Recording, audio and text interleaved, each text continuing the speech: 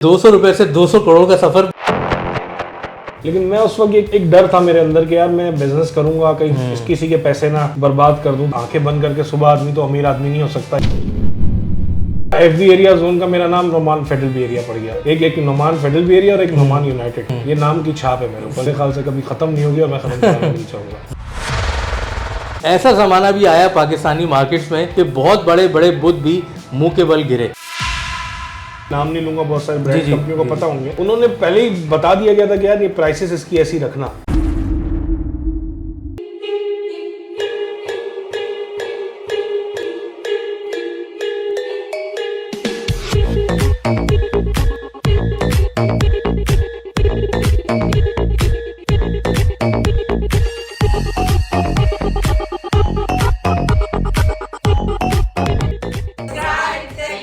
और हम हैं Tech Blade. Subscribe Tech Blade. Hello and अस्सलाम वालेकुम। टेक ब्लेड के प्लेटफॉर्म से सैयद अली यूसुफ आपके सामने एक दफ़ा फिर हाज़िर खिदमत है। जैसा कि हमारी रिवायत रही है कि हम आपके सामने कॉफ़ी विद CEO सीरीज़ में ज़्यादातर ऐसे लोगों को आपके सामने लेके आए हैं और उन शख्सियात को लेके आए हैं जो कि बाकायदा सेल्फ मेड शख्सियात हैं। और आज हम कराची, बल्कि पाकिस्तान के दिल कराची में मौजूद हैं और इस वक्त जिस मुकाम पे हम मौजूद हैं इसका पाकिस्तान और खुसूसन कराची मोबाइल फ़ोन इंडस्ट्री में पिछले तकरीबन 20 सालों में बहुत ज़्यादा हाथ रहा है। और जो शख्सियत आज हमारे पास हैं, अगर हम ये कहें तो गलत नहीं होगा कि उनकी इजाज़त लिए बगैर हम ये कहते हैं, देखते हैं उनका रिस्पॉन्स आगे चल के कैसा होता है कि अगर ₹200 से 200 करोड़ का सफ़र पूछा जाए तो उस शख्सियत के ऊपर पूरा उतरता है। और ये शख्सियत एक मिडिल क्लास घराने से निकली और आज अल्हम्दुलिल्लाह, शुक्र अल्हम्दुलिल्लाह आप कह सकते हैं कि बहुत सारे लोगों को सपोर्ट कर रही है ट्रेडिंग में, रिटेल में, होलसेल में। और सिर्फ कराची नहीं बल्कि पाकिस्तान के मोर देन 50 सिटीज़ में इनकी सप्लाई चेन एग्जिस्ट करती है। कोई भी ब्रांड पाकिस्तान में और बिलखुसूस अगर कराची में लॉन्च होना चाहता है तो वो चाहता है कि इनके साथ हाथ मिलाया जाए। तो आज है हमारे साथ एक ऐसी शख्सियत जो कि मेरे दिल के भी बहुत करीब है और मेरी इनसे तकरीबन पिछले 17-18 साल से दोस्ती है। तो आज हैं हम मिस्टर नुमान, जो कि मशहूर हैं नुमान FB एरिया, मतलब नुमान फेडरल एरिया के नाम से। तो चले आए, आज आपको वेलकम करते हैं इस एपिसोड में। और अगर अभी तक आपने हमारा चैनल सब्सक्राइब नहीं किया तो प्लीज़ अभी हमारा चैनल टेक ब्लेड को सब्सक्राइब करें और इस वीडियो को लाइक और शेयर भी करें। तो आज है हमारे साथ नुमान अहमद। तो कैसे हैं नुमान भाई? अस्सलाम वालेकुम। वालेकुम अस्सलाम। कहाँ गायब हैं आजकल, क्या कर रहे हैं नुमान भाई?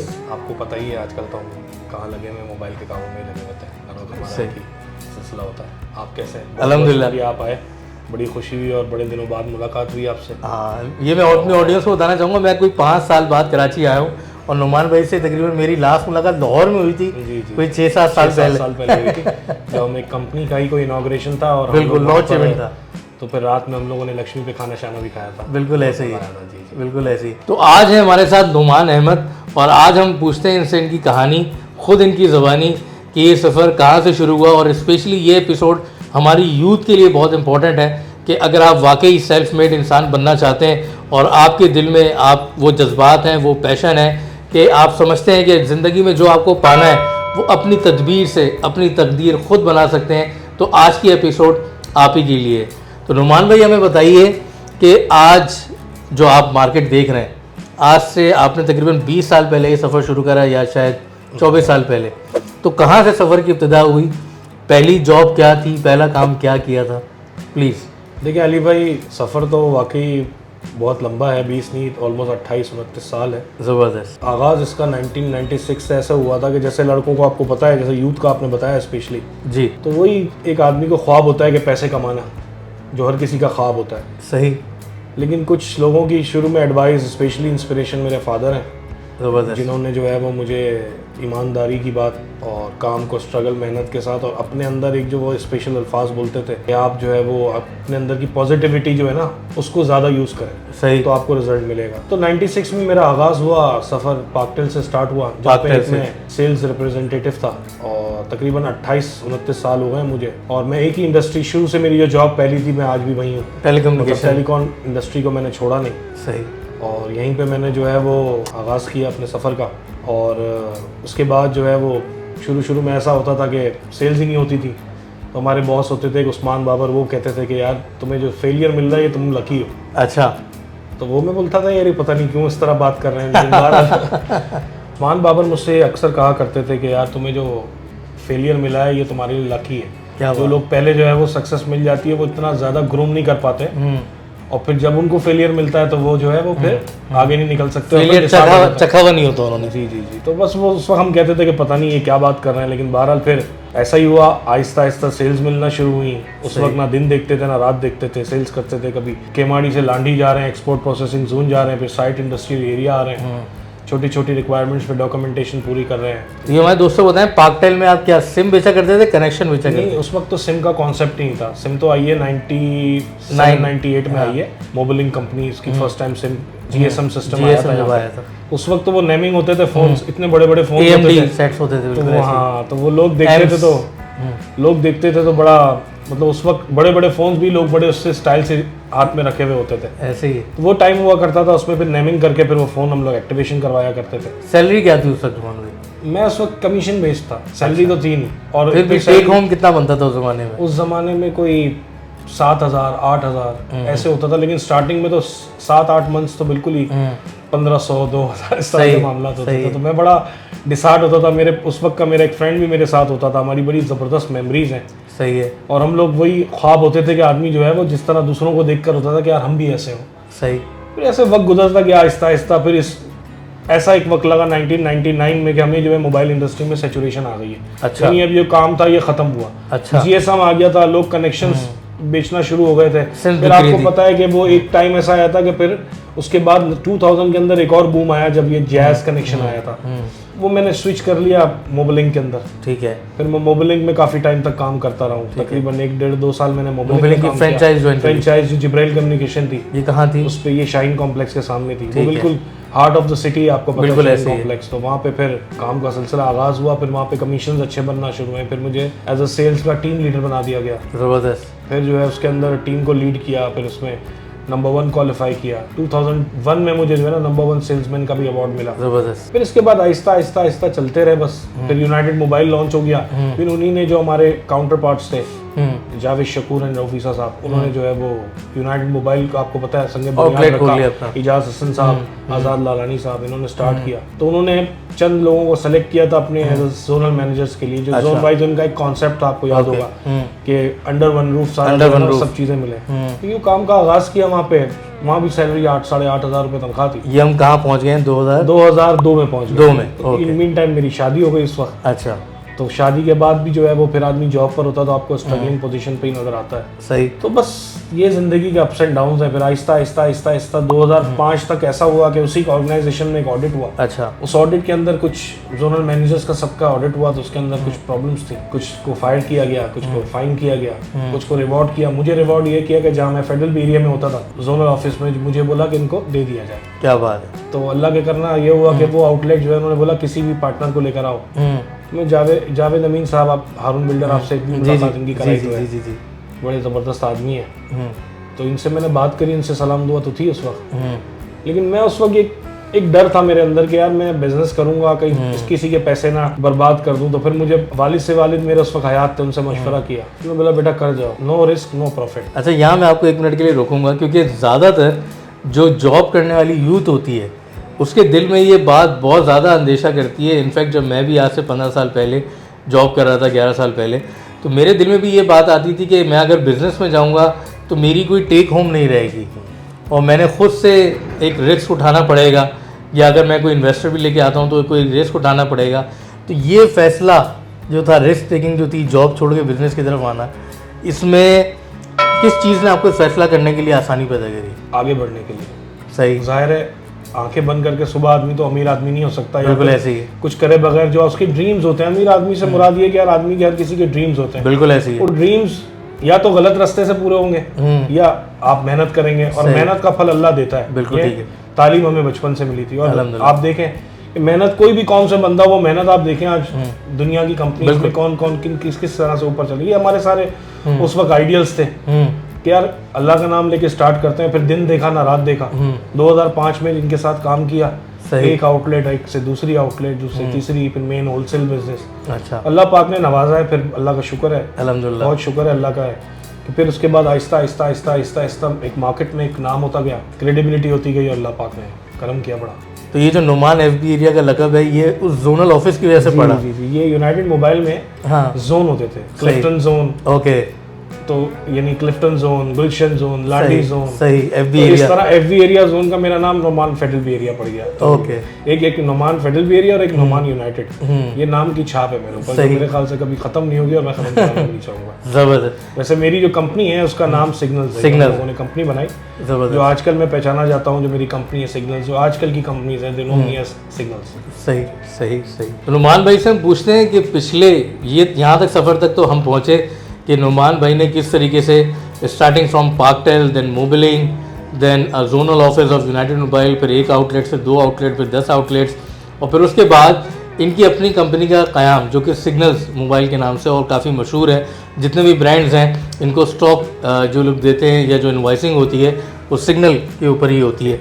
तो नुमान भाई से पूछते हैं कि आज तक खुद अगर ये सारी ब्रांड्स का मवाजना करें तो आपका खुद पसंदीदा ब्रांड कौन सा रहा? मुझे पता है सवाल बहुत मुश्किल है क्योंकि हर ब्रांड से एक उनसियत होती है, एक मोहब्बत होती है। वो बिज़नेस करने वाले जितने भी ब्रांड्स होते हैं वो एक ट्रेडर के लिए, एक बिजनेसमैन के लिए जस्ट लाइक बेबीज़ होते हैं।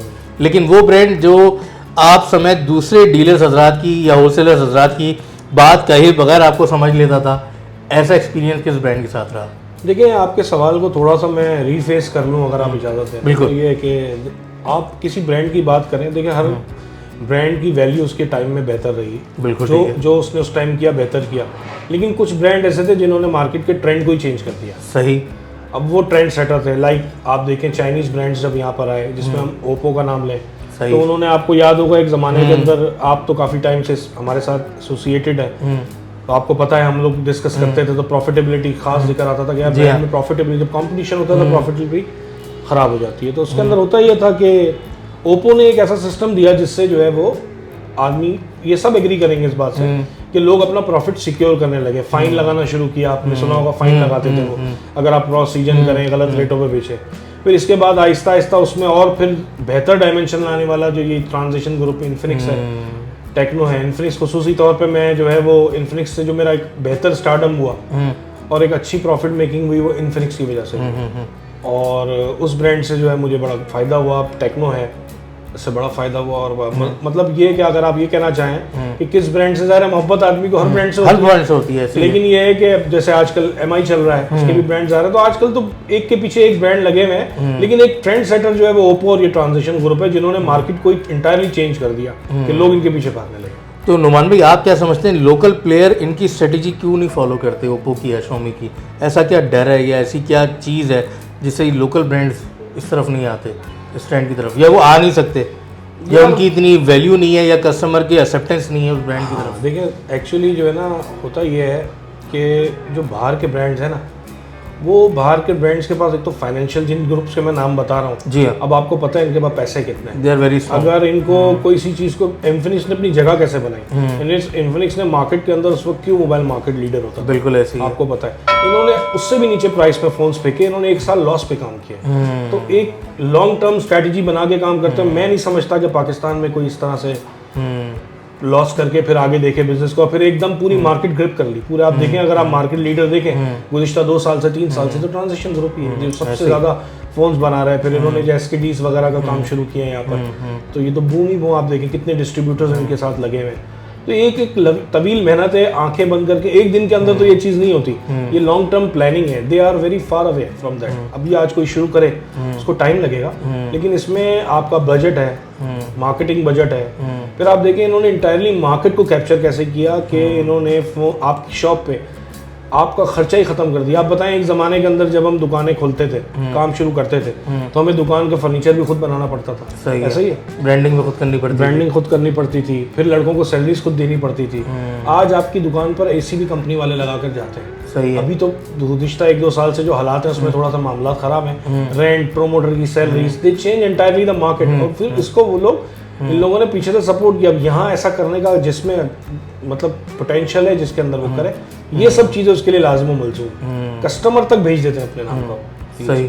और अगर नुमान भाई मेरी बात से इत्तेफाक करेंगे कि अगर हम 2014-15 में जाएं तो ये इन्फिनिक्स ऑनलाइन जो है महीने का कोई 300 पीस भी नहीं बिका करता था। जी, मैं आपको इन्फिनिक्स से ये बता रहा हूँ कि इन्फिनिक्स को यहाँ आया था तो इसको Daraz.pk जी हाँ, ई कॉमर्स जो प्लेटफॉर्म था जो उस वक्त हमारे यहाँ शुरू ही हुआ था, बिल्कुल, उससे इसको स्टारडम मिला है और बहुत ज़्यादा इसको पॉपुलैरिटी मिली है, फेम मिला है पाकिस्तान के अंदर। बिल्कुल ऐसे ही है। हालांकि ट्रांजैक्शन ग्रुप में टेक्नो ग्रुप हमें ये बताया जाता है कि पूरी दुनिया में नंबर 1 है, जी हाँ, इनसे ऊपर है, लेकिन पाकिस्तान में इन्फिनिक्स ज़्यादा ऐसे ही है, ऐसे ही है। तो ये फ़र्क होता है कि जब आप स्पेशली मार्केट के लोगों से डायरेक्टली बात कर रहे होते हैं, और अगर ब्रांड ओनर्स की बात की जाए तो ब्रांड ओनर्स एक सुपरफिशियल लेयर पे बैठे होते हैं जिनकी गर्ज होती है कि माल को इंपोर्ट करना, माल का डिस्ट्रीब्यूटर सेट करना। लेकिन नोमान भाई जैसे लोग होते हैं जो असली में माल की या ब्रांड की या प्रोडक्ट की डिमांड क्रिएट करते हैं, और ये डिमांड क्रिएट कैसे की जाती है नोमान भाई से अभी आगे चल के इसके बारे में मालूम करते हैं। लेकिन आपने नोमान भाई के जवाबात में बहुत ही लॉजिकल अप्रोच देखी होगी कि ऐसा क्यों लोकल ब्रांड नहीं कर पाते और क्यों पैराशूटर्स या आउटसाइडर्स ब्रांड या इंटरनेशनल ब्रांड्स मार्केट को कैप्चर कर लेते हैं। भले महीने में 300-600 मोबाइल फ़ोन बेचते बेचते एक महीने में 3-3 लाख स्मार्टफोन बेचना शुरू कर देते हैं। तो it's all about the sales and marketing strategy of a brand. जितना जिसमें दम होता है इतना ही वो आगे काम कर पाता है। लेकिन ऐसा ज़माना भी आया पाकिस्तानी मार्केट्स में कि बहुत बड़े बड़े बुद्ध भी मुंह के बल गिरे, और इस मार्केट में नोकिया हो या उससे पहले HTC या उससे पहले ब्लैकबेरी या उसके बाद क्यू मोबाइल या कोई और ब्रांड्स, हायर आया, वॉइस आया, बहुत सारे ब्रांड्स थे। तो नुमान भाई से हम थोड़ा थोड़ा इंटरेक्शन लेते हैं, थोड़ी थोड़ी इनपुट लेते हैं कि इनको ऐसा क्या नज़र आता है कि भले वो इंटरनेशनल ब्रांड से या लोकल ब्रांड से, उनमें प्रोडक्ट वाइज कुछ खामी थी, स्ट्रेटजी का कोई नुकसान था, या स्ट्रेटजी में कोई कमी थी, या उनकी जो रियल डिमांड थी वो थी नहीं, आर्टिफिशियली क्रिएट की गई थी। यानी अगर वो टारगेट कर रहे थे कि महीने का 2 लाख फ़ोन बेचना है तो रियल डिमांड 30,000 या 40,000 फ़ोन की थी। तो ये टेक्निकल क्वेश्चन और लॉजिकल क्वेश्चन भी हम नुमान भाई से पूछते हैं, क्योंकि नुमान भाई बिलोंग्स करते हैं उस कैटेगरी से जो कि प्रैक्टिकली मार्केट चलाने वाले लोग हैं। देखिए अली भाई, बात यह है कि आपने ये देखा होगा कि आपके इन सारे सवाल आपने बिल्कुल लॉजिकल किया और सही सवाल आते हैं, और ये भी देखिए डाउनफॉल और ऊपर जाना ये अल्लाह पाक के हाथ में है, और ये होता रहा है कंपनियों के साथ। आपको पता है कि जिसने हर उरूज को ज़वाल एकदम सुनते रहे, और ये होना है, बिल्कुल ऐसे ही। कब होना है ये अल्लाह बेहतर जानता है, लेकिन जो ग्राउंड रियलिटी होती है उस बारे में देखिए मैं आपको एक मिसाल देता हूँ कि आपको याद होगा जब हम छोटे हुआ करते थे तो मिठाई के डब्बे जो है वो हमें याद है एक लाल रंग की रस्सी के रस्सी एक रैप हुई भी होती है, हाँ, वो उस तरह से मिलते थे और वो बड़ी जबरदस्त पैकिंग कहलाती थी। सही है। और आज आप देखें तो ये जो बड़े बचर बिजनेस है, यानी गोश्त का काम जो है, मीट वन वगैरह ब्रांड, आज ये काम को कहाँ ले गए? बिल्कुल सही, क्योंकि they are going with the flow. सही है। आप अगर आप उस ट्रेंड को लेकर चलेंगे जो पुराना है, बहुत सारे लोग कहते हैं नहीं यार हम उसी तरह काम का, आप देखें आप बहुत सारे मार्केट के अंदर ही दुकानदार देखेंगे, मैं एक देसी दुकानदारी की आपको बात बता रहा हूँ, तो कुछ लोग उसी तरह ही काम कर रहे होते हैं, जो उनका स्टाइल होता है वो चेंज नहीं होना चाहते, लेकिन कोई उनके बराबर में दुकान वाले ऐसे होते होंगे जो अब आप देखें ऑनलाइन में भी चले जाएंगे, हर तरह का काम वो जो है ना गोइंग विद द विंड वाली बात है, वो काम अगर आप करते रहेंगे, आप मार्केट के साथ चलते रहेंगे, आप अगेंस्ट द विंड नहीं उड़ सकते। सही है। तो आप बेहतर उड़ सकेंगे, तो आप उस चीज को, सारी चीजों को अपनाएं। तो मेरे हिसाब से तो यही है, वो वजूहत होती हैं कि आदमी जो है वो, अब देखें दिल पसंद जैसे मिठाई का मैं बता रहा हूँ, आज वो किस लेवल पर ले गया मिठाई के बिजनेस, या और बहुत सारे ब्रांड है मिठाइयों के, और कितने बड़े बड़े नाम पहले थे, बाशानी वगैरह, वो गायब हो गए वो नाम। तो ये देखें, ये जिस तरह आप, ये जवाब मैंने आपको अपनी इंडस्ट्री से तो नहीं दिया अनफॉर्चुनेटली, लेकिन ये कमोबेश हुआ ऐसा ही है, बस ये मैं समझता हूँ।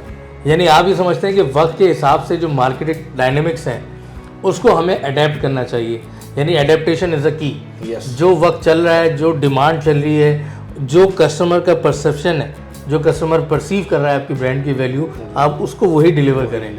अगर आप ये समझते हैं कि मेरा ब्रांड की वैल्यू $300 की है, $400 की है, और कस्टमर ये एक्सेप्ट कर रहा है कि आपकी ब्रांड की वैल्यू $100 की है, तो आपका ब्रांड नहीं बिकना। जी ऐसा ही है, और इसी वजह से आपने बड़ी सही बात कही, इसी वजह से बहुत सारे देखें कंपनीज वाले फोन्स लाते हैं, बोले हम ये लाएंगे वो लाएंगे, आपको भी नाम नहीं लूंगा, बहुत सारे ब्रांड कंपनियों को पता होंगे जी, उन्होंने पहले ही बता दिया गया था कि यार ये प्राइसेस इसकी ऐसी रखना, लेकिन उन्होंने क्या किया कि उनकी प्राइसेस को जो है वो थोड़ा ऊपर रखा, लेकिन आखिर में वही उन्हें $100 पे ही बेचना पड़ा, आप वाली मिसाल। लेकिन वो उस वक्त वो राइट डिसीजन उन्होंने नहीं लिया, तो वो फिर उनको वो चल नहीं सकी चीज़ें। सही, ज़बरदस्त। तो ये गुफ्तगू का सिलसिला हम आगे चलाते रहेंगे, और उम्मीद करते हैं कि आपको पसंद आ रहा होगा नुमान भाई का स्ट्रेट ऑन फायर 1-on-1। तो अगर अभी तक आपने हमारा चैनल सब्सक्राइब नहीं किया तो प्लीज़ सब्सक्राइब टेक ब्लेड। और मज़ीद आगे चलते हैं और गुफ्तगू को लेके आगे चलते हैं और इस पॉडकास्ट को हम लेके जाते हैं हम अपने रैपिड फायर राउंड की तरफ, जो कि एक छोटा सा एंटरटेनमेंट का राउंड है। और हम नुमान भाई की वो शख्सियत सामने लेके आना चाहेंगे जिससे लोग अभी तक शायद ना वाकिफ़ हैं, कि इनकी पर्सनैलिटी से रिलेटेड कुछ क्वेश्चन पूछेंगे कि नुमान भाई किस किस्म का मिजाज रखते हैं और बिज़नेस के अलावा नुमान अहमद कौन है। तो चले आए नुमान भाई से पूछते हैं। तो रैपिड फायर राउंड है, नुमान भाई से हम पहला सवाल पूछते हैं। तो नुमान भाई डेट ऑफ बर्थ क्या है? ईयर भले ना बताए ईयर भी बता दूंगा 25 नहीं है भाई, हमारी ऑडियंस में तकरीबन 34% जो है फीमेल ऑडियंस भी है। 25 अक्टूबर 25 अक्टूबर। ईयर फिर भी नहीं बताया नुमान भाई ने। 1979 1979। तो 25 अक्टूबर मतलब लिब्रा से थोड़ा सा बाहर आ रहे हैं जी। और फ्रेश स्कॉर्पियो। फ्रेश स्कॉर्पियो है। अच्छा, सोशल मीडिया प्लेटफॉर्म में आप बताएं कि you would like to watch TikTok, Facebook, Instagram और यूट्यूब? मैं यूट्यूब बहुत ज़्यादा देखता हूँ। सही है। और फेसबुक बहुत कम, बाकी ठीक है। टिकटॉक और इंस्टाग्राम तो मैंने ट्विटर आपका अपना है? नहीं, मेरा इतना है लेकिन मैं यूज़ नहीं करता। नहीं करते यूज? अपनी सिग्नल का आपने ट्विटर या इंस्टाग्राम बनाया हुआ है? नहीं, वो लड़के बनाते हैं। ठीक है। टीम मेरी है, वो देख रही होती है। सही सही। फेसबुक पे और उस पे चैनल्स इन्होंने बनाए हुए सही है। हैं, अनबॉक्सिंग्स वगैरह करते हैं, ज़बरदस्त। वो तो डालते हैं लड़के सारे, लेकिन ये सारा मेरे हाथ में नहीं है। अभी सब सही। टीम कर रही होती है। ठीक है। एक बहुत इंटरेस्टिंग सवाल, पिछले पास्ट लाइफ में जो अभी आपने पिछले 28 साल 26 साल गुजारे, कोई एक ऐसी शख्सियत जो कि आज मौजूद नहीं है और आप कहते हैं कि यार काश वो शख्सियत आज होती तो मैं उसका शुक्रिया अदा करता, उसको मैं हक करता, उसके गले लगता कि उसकी वजह से मेरा कोई लाइफ का चैप्टर बदल गया, या इट वॉज लाइक बिल्कुल मंजर बदल गया? बिल्कुल है जी। मेरे फादर हैं, इनके अलावा कोई नहीं है। और मेरे फादर जो हैं वो मेरे लिए एक रोल मॉडल हैं। सही है। उनकी ज़बरदस्त। 2013 में ऑल द सडन कैंसर से 4-5 महीने में जो है वो डेथ हो गई। लेकिन वो आज होते तो मैं उनको सर पे बिठाता अपने, और बड़ा मुझे रिग्रेट है इसका। सही। और छोटे से मुझे जो है वो छोटी छोटी चीज़ें सिखाते रहे वो हर चीज़ में। हालांकि ना उन्होंने मुझ पर आज तक हाथ उठाया, बहुत पोलाइट शख्सियत थे वो। तो आप उनके बहुत लाडले थे? मेरे वालिद साहब की एक क्वालिटी थी, वो अपनी फीलिंग्स को जो है ना एक्सप्रेस नहीं करते थे। ओके। लेकिन वो मेरे घर में एक ऐसी ट्रेजेडी थी, मेरा बड़ा भाई जो है वो कोमा में रहा है 25 साल बिस्तर पे। एक ट्रेजिक लाइफ थी हमारी। ओहो। तो उसमें मेरे फादर ने बड़ी तकलीफें देखी थी, तो बस वो उनसे करीब रहे, लेकिन बस अबू बहुत सिखाते रहे हमारे को। और आज वो होते तो मैं वाकई ये चीज़ ऐसी है कि इसका मुझे रिग्रेट है, लेकिन हर आदमी ने आना है और जाना है। जो चीज़ जैसे लिखी है वो वैसे होनी है, उसको हम बदल नहीं सकते। लेकिन जो लाइफ उन्होंने गुजारी बहुत अच्छी गुजारी, बहुत। चलें हम दुआ करते हैं कि अल्लाह ताला उनको गरीक रहमत करे और करमट करमट जन्नत अता फरमाए अंकल को। और एक ऐसी शख्सियत जिसका शुक्रिया आप ऑन कैमरा देना चाहते हैं और वो शख्सियत आज भी एग्जिस्ट करती है आपकी लाइफ में, या अगर आपसे डिस्टेंस पे कहीं चली गई है और आप उसका शुक्रिया अदा करना चाहें हमारे प्लेटफॉर्म से? मेरी फैमिली है, मेरी वालदा हैं, मेरी वाइफ है। मेरी वाइफ ने जो है वो मेरे साथ बड़ा स्ट्रगल का टाइम भी देखा। सही। और बहुत बिलीव था उसको भी। मियाँ बीवी का रिश्ता कैसा होता है आपको पता है, कि वो जो है वो अगर दोनों के अंडरस्टैंडिंग ना हो तो बुरे वक्त में भी हम लोग बड़ा साथ रहे हैं अल्हम्दुलिल्लाह। मेरी औलाद है, मेरी वालदा है, तो बस उनका शुक्रिया है। सही। बहुत बहुत शुक्रिया है। मेरे पार्टनर जावेद भाई, he is a great person. और हमारी अगर पार्टनरशिप और कंपनी में देखा जाए, उनका बहुत बड़ा हाथ है कि वो जो है वो जिस तरह के पार्टनर है क्रेडिट काफ़ी लोगों का क्रेडिट है, किसी एक को मैं जो है वो। तो आप ये चेक करेंगे इंसान जितना भी बड़ा हो जाए कि अगर उसके अंदर हम्बलनेस मौजूद है, if he is down to earth, उसके अंदर अगर झुकाव है, ठहराव है, तो अल्लाह ताला उसको इतना ही बानसीब बना देता है। और ये हदीस भी है और हमारी तरबियत का हिस्सा भी रहा है कि हमें यही कहा जाता है और सिखाया जाता है कि जितना आपकी तबीयत में ठहराव और झुकाव होगा, तो जितना आप झुकेंगे अल्लाह ताला आपको इतना ही उठाता रहेगा। और हमारे दरमियान ऐसी बहुत सारी शख्सियात आई हैं, कमो बेश सब ने तकरीबन यही बातें की हैं जो हमारी सीरीज़ भी है कॉफ़ी विद सीईओ में, जो आज नुमान भाई बात कर रहे हैं कि हम्बलनेस इज़ द की। और बिल्कुल ऐसा ही है हमारे सामने। नुमान भाई थोड़ा मूड थोड़ा लाइट करते हैं, ये बताएं कि मौसीकी में क्या पसंद है, पॉप, रॉक या फोक, किस किस्म की मौसीकी, या जो भी ट्रेंड चल रहा हो? यार बस अच्छे, जैसे बहुत ज़्यादा धमाधुक वाले गाने नहीं पसंद, लेकिन अरिजीत आजकल जो चल रहा है इस टाइप की मौसीकी आप समझ लें। पहले सोनू निगम था, सही है, बिल्कुल। तो आजकल तो उसको सुनो। कोई एक गाना जो कि अक्सर आप गुनगुनाते हैं, भले पुराना हो? नहीं यार, मैं कोई गाना गुनगुनाता नहीं हूँ, बस सुनता हूँ। मतलब गाड़ी में बैठे हुए कभी आ जाता है जहन जो में? चल रहा हो आजकल, जैसे अच्छा। वो केसरिया वाला चल रहा है तो वो बनवा अच्छा लेते हैं। सही है, तो 1-2 गाने आए हैं। ठीक है। अच्छा नुमान भाई, कितनी कंट्रीज का में जाने का अल्हम्दुलिल्लाह इत्तेफाक हुआ ग्लोबली? 15-20 कंट्रीज तो मैं गया हूँ। ज़बरदस्त। रिटायरमेंट लाइफ की अगर बात करें तो कोई अदर देन पाकिस्तान कुछ अगर सिर्फ सोचें, आई नो आप पाकिस्तान में रहना चाहते हैं, लेकिन एक कि यार ये जगह हो सकती है जहाँ मैं जाके अपनी रिटायरमेंट लाइफ गुजारूं। यार मुझे पसंद ऑस्ट्रेलिया बहुत ज़्यादा है। सही है। कौन सी चीज़ ऑस्ट्रेलिया में स्पार्क करती है? ऑस्ट्रेलिया के लोग बहुत ज़बरदस्त हैं। सही है। ऑस्ट्रेलिया का एनवायरनमेंट बड़ा ज़बरदस्त है। हम्म। बस एक आदमी जैसे बहुत सारी जगह ऐसी होती है ना, आपने भी ट्रैवलिंग की होगी तो आपको अंदाजा होगा, कहीं आपको जाके ऐसा लगता होगा यार ये चिल है। सही है। तो ये ज़रा ऑस्ट्रेलिया में ये बात लगती है। सही। आज अल्हम्दुलिल्लाह नुमान भाई जिस मुकाम पे आप पहुंच चुके हैं, तो आप what do you think your self, अगर अपना खुद से अगर आप ऑडिट करें तो व्हाट डू यू थिंक कि you have achieve that point, या दिल में से आवाज़ आती है कि पिक्चर अभी बाकी है मेरे दोस्त? अभी बाकी है मेरे दोस्त है पिक्चर भी बाकी है, और अल्लाह करिए पिक्चर बाकी रहे, और हमारी दुआएं आपके साथ हैं कि अल्लाह ताला आपको दिन दुगनी रात चौगनी इंशाल्लाह तरक्की अता फरमाए, और ये सिग्नल से 2 सिग्नल हों और फिर बहुत सारे सिग्नल्स हों, और पाकिस्तान से बाहर भी सिग्नल्स हों इंशाल्लाह। और अल्लाह ताला आपको और आगे लेके जाए।